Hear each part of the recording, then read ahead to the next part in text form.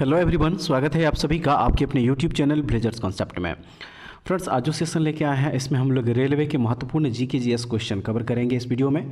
प्राचीन इतिहास सब्जेक्ट से दो महत्वपूर्ण टॉपिक का जो वन लाइनर क्वेश्चन है इस वीडियो में हम लोग देखेंगे। टोटल 200 प्रश्न जो है इस टॉपिक से दिया गया है। पहला टॉपिक हो जाएगा महाजनपद और दूसरा जो है मौर्य वंश हो जाएगा। इस दोनों टॉपिक से जो है टोटल 200 क्वेश्चन हम लोग कवर करेंगे। NTPC, ALP, technician, RPF, group D सभी एग्जाम के लिए जो है ये बहुत ही महत्वपूर्ण क्वेश्चन है। ठीक है फ्रेंड्स, चलिए शुरू करते हैं आज का सेशन। लेकिन उससे पहले अगर आप लोग हमारे चैनल पर नए होंगे तो प्लीज़ इस चैनल को सब्सक्राइब कर लीजिएगा। ठीक है, सबसे पहले इसमें हम लोग महाजनपद से जुड़े जो क्वेश्चन है उसको देखेंगे। इसमें देख लीजिए महाजनपद का नाम दिया गया है, उसकी जो राजधानियाँ होंगी वो, और उसका आधुनिक स्थान कहाँ पे है ये दिया गया है। ठीक है, तो जो सबसे पहले यहाँ पे दिया गया है महाजनपद वह है चौखटा, जिसकी राजधानी कहाँ थी? चंपा, और आधुनिक स्थान है उसका मुंगेर और भागलपुर। नेक्स्ट हो जाएगा मगध महाजनपद, जिसकी राजधानी राजगृह या फिर पाटलिपुत्र दोनों जगह हुआ था, और उसका आधुनिक स्थान है बिहार। नेक्स्ट है काशी, जिसकी राजधानी काशी और आधुनिक स्थान है बनारस। वत्स या वामसा, जिसकी राजधानी कौशाम्बी और आधुनिक स्थान है इलाहाबाद। ठीक है फ्रेंड्स, नेक्स्ट जो है वह है बनाना, जिसकी राजधानी श्रावस्ती और उसका जो आधुनिक स्थान है वह है पूर्वी उत्तर प्रदेश। सौरसेना, इसका राजधानी मथुरा और आधुनिक स्थान इसका मथुरा। पांचाल का आय छत्र या काम्पिल्य और आधुनिक स्थान इसका पश्चिमी उत्तर प्रदेश हो जाएगा। कौनसा का जो राजधानी थी वह थी इंद्रप्रस्थ, जिसका आधुनिक स्थान है मेरठ और हरियाणा। नेक्स्ट मत्स्य या मच्चा, जिसका राजधानी विराटनगर और आधुनिक स्थान इसका जयपुर हो जाएगा। ठीक है फ्रेंड्स, चलिए नेक्स्ट जो है इसको देखेंगे। छेदी जो दिया गया महाजनपद, इसकी जो राजधानी थी वह थी सुक्तिमती और इसका जो आधुनिक स्थान है वह है बुंदेलखंड। आपके बाद इसका उज्जैन या महेशमती और आधुनिक स्थान इसका मध्य प्रदेश। गांधार की राजधानी तक्षशिला, ठीक है, और इसका जो आधुनिक स्थान वह रावलपिंडी हो जाएगा। ठीक है, नेक्स्ट जो है वह है कंबोज और इसका जो राजधानी है पुंछा, आधुनिक स्थान इसका राजौरी कश्मीर। उसके बाद नेक्स्ट जो दिया गया है इसमें देखिए वह है असाका, इसका राजधानी कहाँ? पुदाना या फिर प्रतिष्ठान पैठन और आधुनिक स्थान जो है इसका महाराष्ट्र हो जाएगा। वाजिजी का जो राजधानी थी वह थी वैशाली और आधुनिक स्थान इसका वैशाली हो जाएगा। जाल का कुशीनगर, वर्तमान में पूर्वी उत्तर प्रदेश। ठीक है, तो ये थी महाजनपद से जुड़े क्वेश्चन। महाजनपद, उसकी राजधानी और आधुनिक जो स्थान उसका दिया गया है ये। ठीक है, नेक्स्ट जो दिया गया यहाँ से देख लीजिए वन लाइनर क्वेश्चन को फ्रेंड्स। सबसे पहले है कि पाटलिपुत्र में स्थानांतरित होने से पहले कई वर्षों तक मगध की राजधानी थी कहाँ पे? मगध की राजधानी कहाँ पे थी? तो राजगृह। प्राचीन काल में गंगा के दक्षिण का क्षेत्र कहलाता था क्या? मगध। उसके बाद नेक्स्ट हो जाएगा वज्जी महाजनपद की राजधानी थी वैशाली। नेक्स्ट जो दिया है फ्रेंड्स देख लीजिए यहाँ पे, नेक्स्ट है महाजनपद काल के दौरान मत्स्य की राजधानी थी विराटनगर। किस राजा ने वज्जियों पर आक्रमण करने के लिए बुद्ध की सलाह लेने के लिए वस्कार को भेजा था? तो वह थे अजातशत्रु। नेक्स्ट हो जाएगा वत्स राज्य की राजधानी थी कौशाम्बी। अवंती राज्य की राजधानी थी उज्जैनी या उज्जैन। उसके बाद नेक्स्ट जो हो जाएगा यहाँ पे नेक्स्ट क्वेश्चन फ्रेंड्स देख लीजिए, दिया है इसमें कि वज्जी महाजनपद की राजधानी थी वैशाली। बिंबिसार को मुख्य संस्थापक माना जाता है हर्यक राजवंश का। सांची स्तूप, भरहूत स्तूप, अजंता की गुफाएं हैं बौद्ध वास्तुशिल्प की। और नेक्स्ट है कौशल महाजनपद एक भाग है वर्तमान राज्य उत्तर प्रदेश का। झारखंड में लौह खाद्यान्नों के उदय का कारण है मगध साम्राज्य। मगध महाजनपद चारों ओर से घिरा हुआ था गंगा और सोन नदी से। उसके बाद है मगध महाजनपद की प्रथम राजधानी थी राजगिरी। गंगा के दक्षिण का क्षेत्र कहलाता था मगध। मगध की राजधानी बाद में स्थानांतरित कर दी गई पाटलिपुत्र में। और नेक्स्ट जो क्वेश्चन है फ्रेंड्स वह है कि महाजनपदों के शासक फसलों पर कर वसूल करते थे 1/6 की दर से। पूर्वी मगध में नंद वंश की स्थापना किसके द्वारा की गई थी? तो महापदम नंद के द्वारा। अजातशत्रु पुत्र था किसका? तो बिंबिसार का। नंद राजवंश का अंतिम शासक था घनानंद। चौथी शताब्दी में राजधानी को राजगृह से पाटलिपुत्र स्थानांतरित किया गया था उदयन के द्वारा। ठीक है, किसके द्वारा? तो उदयन के द्वारा। और उसके बाद जो नेक्स्ट क्वेश्चन हो जाएगा फ्रेंड्स, इसमें महाजनपदों की कुल संख्या थी 16। अवंती महाजनपद की राजधानी थी उज्जैनी। कौशल, अंग, काशी और वज्जी सभी अंग थे 16 महाजनपद के। ठीक है। उसके बाद जो नेक्स्ट क्वेश्चन है कि प्रारंभ में मगध महाजनपद की राजधानी थी राजगिरी। राजा अंभी शासक थे तक्षशिला के। महाजनपदों की कुल संख्या है 16। महापद्म नंद ने शासन किया था मगध राज्य पर। नेक्स्ट क्वेश्चन हो जाएगा, जनपद काल में उविस शब्द का अर्थ था सामान्य लोग। गांधार कला विद्यालय प्रभावित था ग्रीक और रोमन कला से। नेक्स्ट क्वेश्चन है फ्रेंड्स इसमें कि महाजनपद काल के समय उज्जैन राजधानी थी अवंती की। और नेक्स्ट जो हो जाएगा इसमें, अजातशत्रु ने वस्कार नामक अपने मंत्री को सलाह लेने के लिए भेजा था बुद्ध के पास। उज्जैन शहर को पहले जाना जाता था अवंतिका के नाम से। बिंबिसार शक्तिशाली शासकों में से एक था मगध के। मध्य प्रदेश में खजुराहो के स्मारक उत्कृष्ट प्रतीक हैं चंदेल राजवंश के। नेक्स्ट क्वेश्चन फ्रेंड्स इसमें है कि प्राचीन शिक्षण संस्थान तक्षशिला के अवशेषों की खोज की गई थी अलेक्जेंडर कनिंघम के द्वारा। और गांधार प्राचीन कला विद्यालय का विकास हुआ था कुषाण के शासन काल में। ठीक है। नेक्स्ट क्वेश्चन हो जाएगा इसका, गांधार, मथुरा, अमरावती प्राचीन भारतीय विद्यालय हैं कला के। और सूरसेन महाजनपद की राजधानी थी मथुरा। 16 ज्ञात महाजनपदों में से सबसे महत्वपूर्ण महाजनपद था मगध। ठीक है फ्रेंड्स। उसके बाद जो अब नेक्स्ट क्वेश्चन है इसमें यहाँ पे देख लीजिए। नेक्स्ट क्वेश्चन है, पाटलिपुत्र नगर की स्थापना की थी अजातशत्रु ने। समस्त क्षत्रियों का संहार करने वाले को कहा जाता है महापद्म नंद। और नेक्स्ट हो जाएगा, प्राचीन काल में गंगा के दक्षिण का क्षेत्र कहा जाता मगध। चंड प्रघोत प्राचीन भारतीय महाजनपद के शासक थे अवंती। और उसके बाद है, प्राचीन काल में उज्जैन का नाम था अवंतिका। महिष्मती नगर स्थित था अवंती महाजनपद में। प्राचीन शहर तक्षशिला स्थित था सिंधु और झेलम नदी के बीच में। नेक्स्ट हो जाएगा, मगध शासक महापद्म नंद को किस नाम से जाना जाता है, तो परशुराम के नाम से। ठीक है। उसके बाद अब यहाँ से जो है फ्रेंड्स देखिए, हम लोग मौर्य वंश से रिलेटेड जो क्वेश्चन होंगे उस क्वेश्चन को कवर करेंगे। तो इसमें जो दिया गया है वह है कि एक सिंगली या श्रीलंकाई वृत्तांत जो मौर्य साम्राज्य का महत्वपूर्ण साहित्यिक स्रोत है वह है महावंश। वह मौर्य राजा जिसने कलिंग युद्ध के बाद बौद्ध धर्म और उसके अहिंसक सिद्धांतों को अपनाया था वह था राजा अशोक। मौर्य राजा जिन्होंने श्रवणबेलगोला में आमरण अनशन किया और उनकी मृत्यु हो गई चंद्रगुप्त मौर्य थे। सांची स्तूप की नींव रखी गई थी अशोक के द्वारा। मौर्य साम्राज्य में राजस्व विभाग के प्रमुख को कहा जाता है सपाहर्ता। अंतिम मौर्य शासक बृहद्रथ की हत्या की गई थी पुष्यमित्र शुंग के द्वारा। और नेक्स्ट क्वेश्चन है, मौर्य प्रशासन में सेना की देखभाल एक युद्ध कार्यालय द्वारा की जाती थी जिसमें शामिल थे 30 सदस्य। उसके बाद है, मगध सम्राट जिसने अंग को अपने साम्राज्य का हिस्सा बनाया उसका नाम है बिंबिसार। कलिंग युद्ध किसके शासनकाल में लड़ा गया था, अशोक के शासनकाल में। और फ्रेंड्स उसके बाद अगला प्रश्न है, मेगास्थनीज को चंद्रगुप्त मौर्य के दरबार में भेजने वाले यूनानी शासक थे सेल्यूकस निकेटर। मौर्य साम्राज्य की राजधानी थी पाटलिपुत्र। मौर्य साम्राज्य का अंतिम राजा यानी कि शासक था बृहद्रथ। उसके बाद है, सम्राट अशोक पुत्र था किसका, तो बिंदुसार का। अशोक के शासनकाल में प्रांतीय राजधानी थी तक्षशिला और उज्जैन। नेक्स्ट है, दास कर्मकार जैसे पुरुष और महिलाएं थे जिनके पास जमीन नहीं थी मौर्योत्तर काल में। मेगास्थनीज के अनुसार पाटलिपुत्र में द्वार थे 64। नेक्स्ट होगा, मौर्य साम्राज्य का संस्थापक था चंद्रगुप्त मौर्य। वह मौर्य राजा जिसने युद्ध जीतने के बाद विजय त्याग दी थी वह थे अशोक। मौर्य सम्राट अशोक की मृत्यु हुई थी 332 ईसा पूर्व में। और उसके बाद जो नेक्स्ट क्वेश्चन हो जाएगा फ्रेंड्स, इसमें कह रहा है कि सांची का महान स्तूप बनाया गया था, तो ये बनाया गया था अशोक के शासनकाल में। ठीक है, अशोक के शासनकाल में बनाया गया था। धम्म की अवधारणा को लोकप्रिय बनाया गया था अशोक के द्वारा। अशोक ने कलिंग पर विजय प्राप्त की अपने शासनकाल के 8वें वर्ष में।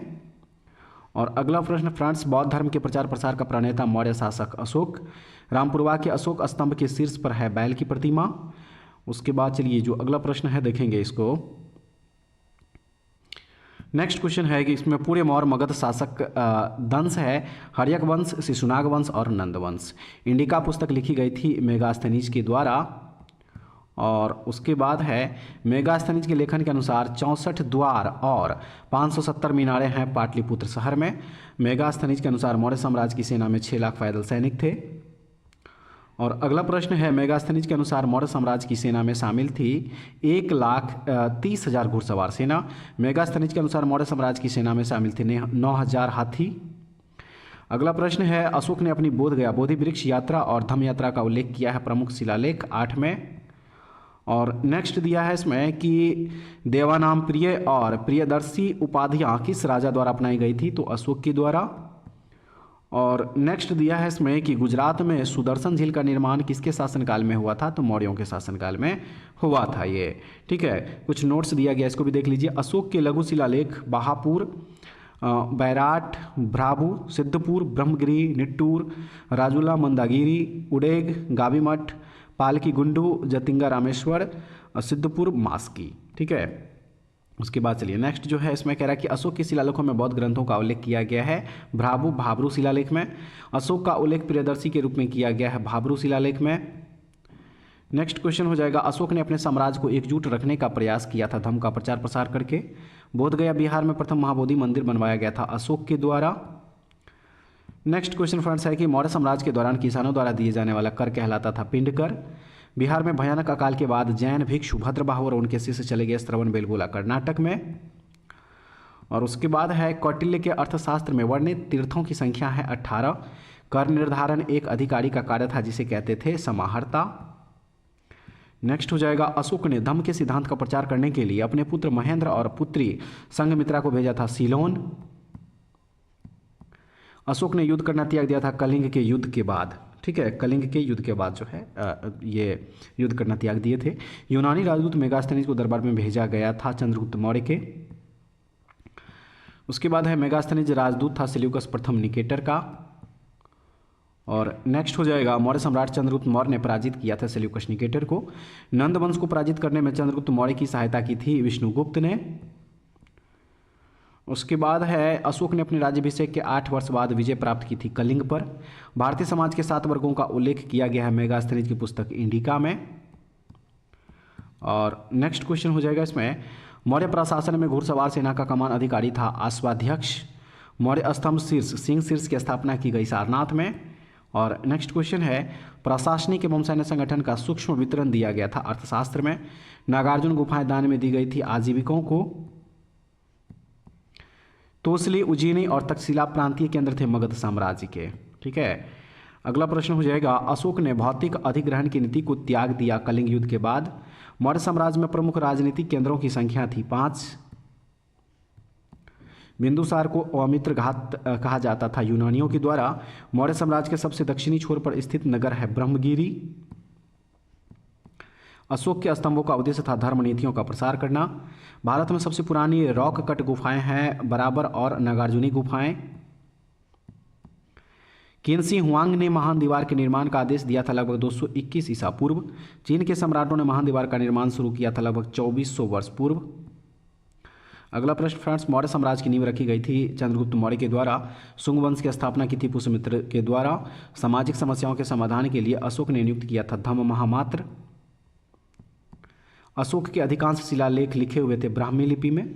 चाणक्य के कई विचारों को एक पुस्तक में लिखा गया जिसका नाम है अर्थशास्त्र। प्रथम मौर्य शासक जिसने शिलालेखों के माध्यम से अपने संदेश लोगों तक पहुंचाने का प्रयास किया अशोक। उसके बाद है, प्राचीन यात्रियों के द्वारा भारतीय उपमहाद्वीप के लिए प्रयुक्त नाम दिया गया था स्वर्णभूमि। सिकंदर और पोरस के बीच युद्ध हुआ था हाइडेस्पीस का। अगला प्रश्न हो जाएगा, सेल्यूकस मौर्य युद्ध में सेल्यूकस ने किस मौर्य शासक के विरुद्ध युद्ध किया था? चंद्रगुप्त मौर्य। मौर्य वंश का अंतिम शासक बृहद्रथ। कंटक शोधन एक प्रकार का न्यायालय प्रचलित था मौर्य साम्राज्य में। और नेक्स्ट दिया है, अलेक्जेंडर कनिंघम ने अशोक के शिलालेखों का एक सेट प्रकाशित किया 1877 में। अशोक के शिलालेखों को समझाने वाले पहले विद्वान थे जेम्स प्रिंसेप। प्राचीन भारत में बड़े पैमाने पर युद्धों में हाथियों का उपयोग करने वाला पहला साम्राज्य था मगध। अतविगा राज्य को कहा जाता था वन साम्राज्य। नेक्स्ट क्वेश्चन दिया है इसमें, मौर्य शासनकाल के दौरान स्वर्णगिरी सोने की खदान का केंद्र था कर्नाटक।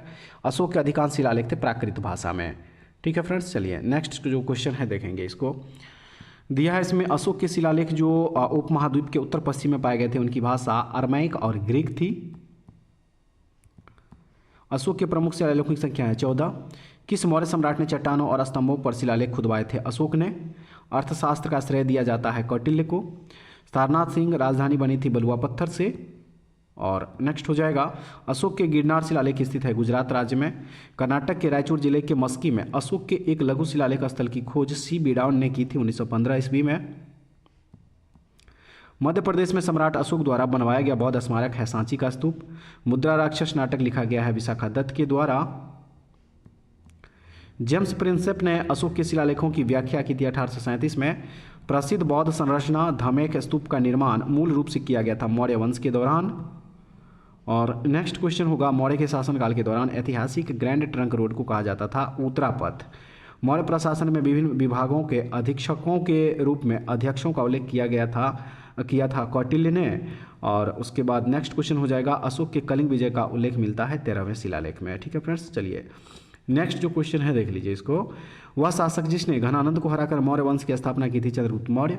वह मौर्य राजा जिसने उत्तर पश्चिम में अफगानिस्तान और बलूचिस्तान तक नियंत्रण बढ़ाया था चंद्रगुप्त मौर्य ने। नेक्स्ट क्वेश्चन हो जाएगा, चंद्रगुप्त मौर्य के शासनकाल के दौरान पाटलिपुत्र का प्रशासन प्रबंधित किया जाता था 6 समितियों के द्वारा। सारनाथ स्थित धमेक स्तूप का निचला भाग ढका हुआ है नक्काशीदार पत्थर से। और अगला प्रश्न है इसका कि धमेक स्तूप का निर्माण करवाया गया था अशोक के द्वारा। अशोक के शासनकाल में उत्तर पश्चिमी प्रांत की राजधानी थी तक्षशिला। मौर्य के अधीन कर के रूप में एकत्रित विक्रय मूल्य का अंश था 10वां भाग। चाणक्य ने अपनी शिक्षा प्राप्त की थी तक्षशिला पाकिस्तान में। नेक्स्ट जो क्वेश्चन हो जाएगा फ्रेंड्स देख लीजिए यहाँ पे, मौर्य प्रशासन में राजस्व संग्रहण अधिकारी को कहा जाता था समाहर्ता। सांची स्तूप का निर्माण हुआ था मौर्य शासनकाल के दौरान।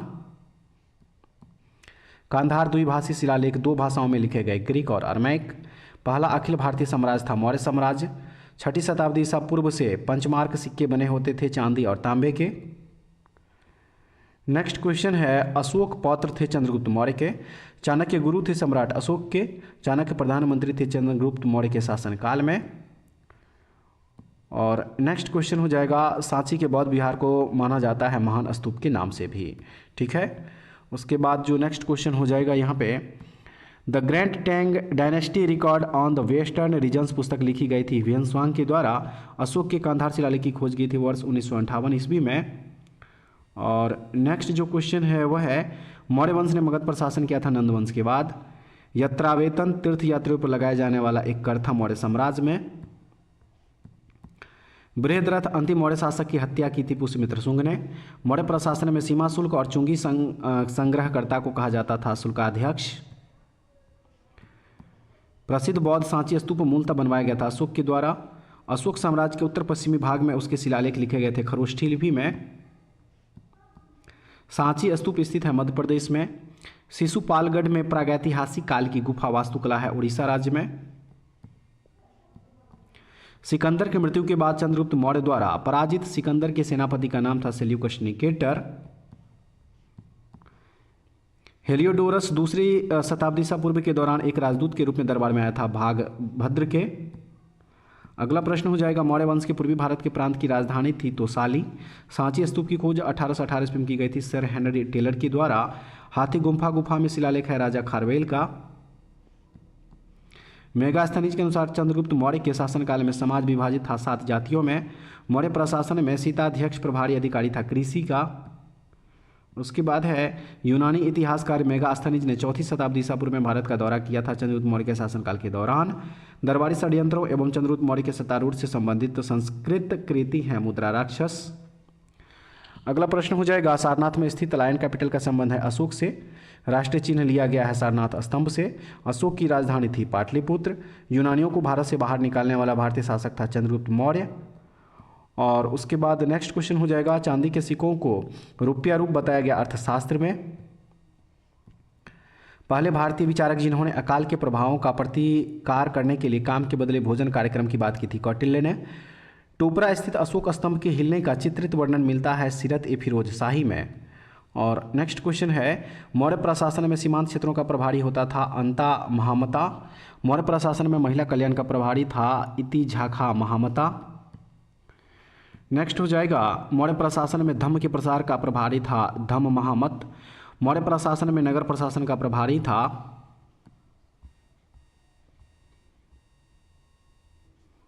इसके प्रभारी को नागल वियो हल्का कहा जाता था। ठीक है, चलिए नेक्स्ट जो क्वेश्चन है फ्रेंड्स देखेंगे इस क्वेश्चन को। चंद्रगुप्त मौर्य ने सेल्यूकस निकेटर को उपहार दिया 500 युद्ध हाथियों का। अगला प्रश्न है मौर्य युग के दौरान आधिकारिक एग्रोनोमाई का संबंध था सड़कों के निर्माण से। और नेक्स्ट हो जाएगा बिंदुसार के शासनकाल में अशोक द्वारा अवंती महाजनपद को जीतकर मौर्य साम्राज्य में मिलाने की जानकारी मिलती है बुद्ध घोष के ग्रंथ सामंत पसादिका में। ठीक है, नेक्स्ट हो जाएगा मौर्यकालीन मूर्तियां जिन पर मणिभद्र यक्ष का नाम अंकिता प्राप्त हुई थी परखम उत्तर प्रदेश से। अगला प्रश्न हो जाएगा किस ग्रंथ में चंद्रगुप्त मौर्य को ब्रिसल कहा गया है मुद्रा राक्षस में। सेंड्रोकोटस से चंद्रगुप्त मौर्य की पहचान किसने की थी विलियम जोन्स। मेगास्थनीज राजदूत था सेल्यूकस का। और लास्ट क्वेश्चन है मौर्य शासक बिंदुसार को अमित्रघात कहा था यूनानी लेखकों ने। ठीक है, तो फ्रेंड्स उम्मीद करते हैं कि आज का जो ये 2 महत्वपूर्ण टॉपिक था इसका जितना भी ऑनलाइन क्वेश्चन था आप लोगों के अपकमिंग एग्जाम्स के लिए काफ़ी महत्वपूर्ण है। जरूर देखिएगा इस वीडियो को फ्रेंड्स और उसके बाद बताइएगा कमेंट्स में कि क्वेश्चन का लेवल जो है आप लोगों को कैसा लगा। ठीक है, तो ऐसे वीडियो के लिए हमारे चैनल से जुड़े रहिए। अगले वीडियो में दोबारा फिर से मिलते हैं, तब तक के लिए जय हिंद।